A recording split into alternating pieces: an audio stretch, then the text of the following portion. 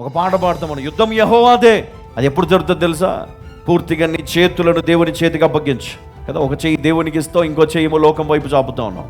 ఒక చెయ్యి దేవుని వైపు చూపిస్తున్నావు, ఇంకో చెయ్యి లోకం వైపు చాపుతూ లోకంలో ఉన్న వాటి కొరకు ఆశపడతావు. అందుకనే దేవుడు ఆయన ఎదురు చూస్తాడు. రెండో చెయ్యి కూడా ఆయన వైపు నువ్వు ఎత్తినప్పుడే, రెండో చెయ్యి కూడా నువ్వు పైకి ఎత్తినప్పుడే, దేవుని పైన ఆధారపడ్డప్పుడే నీకు విడుదల, నీకు నెమ్మది. హల్లెలూయా, హల్లెలూయా. సాతాను ఏం చేస్తాడు?